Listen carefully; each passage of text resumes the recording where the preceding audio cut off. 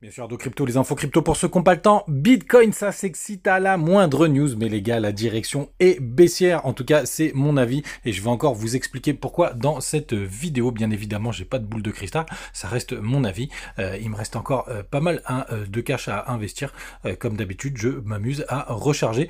Sinon, les gars, pas de vidéo hier. Désolé, j'étais tout simplement en transit en train de rentrer à la baraque. Je repars dans la foulée. Donc, pendant cet été, toujours des vidéos avec quasiment tous les jours, ce sera même tous les jours, sauf de temps en temps quand je suis tout simplement dans les transports. Du côté du BTC, on perd 0,4% ce matin, 29 374 $. Ethereum qui passe sous les 1850 $, il perd aussi 0,3%. XRP qui est le seul dans le vert dans ce top 10 qui prend 0,4%.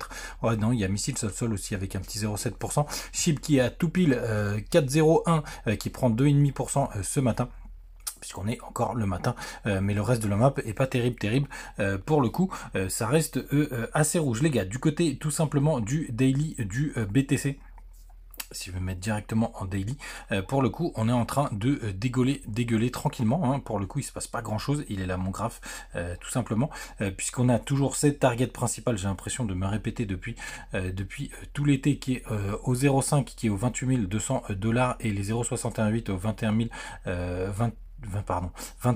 400. Donc on a eu un magnifique W qui a été avorté tout simplement avec une potentielle épaule tête-épaule. Pour l'instant on s'est bien fait rejeter, on le voit aussi du côté du RSI les gars. Alors effectivement les 0,382 tiennent très bien, mais à la moindre news je vois que ça s'excite, je vois que ça commence à rentrer sur des longues. Effectivement on a eu un petit croisement tout simplement du MACD, regardez c'était arrivé à peu près pareil ici. Vous le voyez juste là, on avait un premier croisement ici qui nous avait fait un joli rebond. Désolé, ça bug un peu. Du côté, hop, on va mettre la petite croix ici et maintenant on a eu un joli rebond, mais derrière on avait redescendu tout simplement. On le voit bien sur le cours si ça bug pas trop. Donc les gars, pour l'instant, pour moi, ça peut être potentiellement un faux signal. En tout cas, je ne mettrai pas ma main à couper. Désolé si ça bug un petit peu. Les autres news importantes, les gars, c'est du côté du long short ratio où pareil, dès qu'on s'est rapproché de la parité, ça a commencé à long comme des gros cochons. Hein, on le voit juste ici, on est repassé à 64%. On a un petit peu alimenté, on a pas mal alimenté le pump avec pas mal de shorters qui rentraient, mais pour l'instant ça rachète plus du tout sur le spot. Regardez, on a eu un petit pic de volatilité, mais ça s'est vite calmé avec l'annonce. Donc c'était BlackRock qui nous disait qu'ils allaient sûrement, que c'était une réponse sous 4 à 6 mois pour les ETF, enfin le lancement.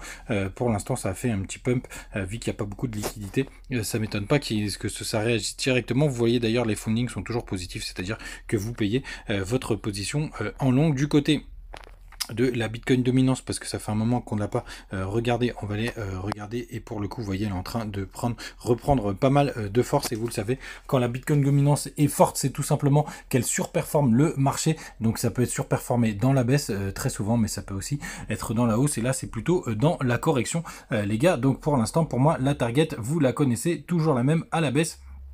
Donc attention à vous. On va passer sur les plus petites time frame. Regardez en 4 heures, c'est magnifique. Je vous avais parlé de ce magnifique M pour le coup. On a essayé potentiellement de gratter un petit peu la liquidité juste là, mais en tout cas à minima, je pense qu'on reviendra tester les 29 000 $ tout simplement pour rejoindre toute cette partie du range, puisque tout simplement on est dans un énorme range. Hein, on le voit juste ici, on a été repoussé par l'ancien range.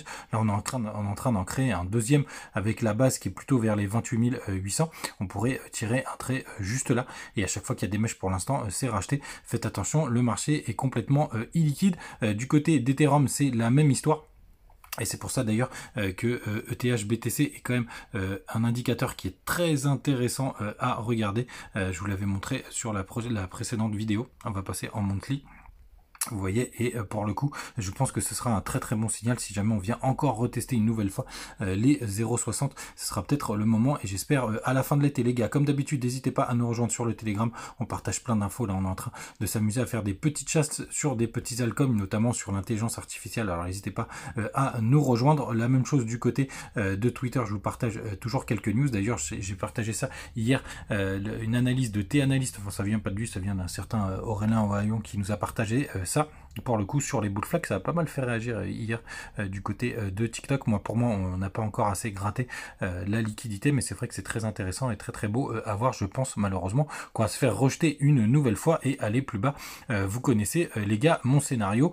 Vous savez tout les gars, n'hésitez pas à profiter. Les bonus sur BingX, toutes les infos, et on se retrouve comme d'hab tous les jours. Salut les gars, ciao.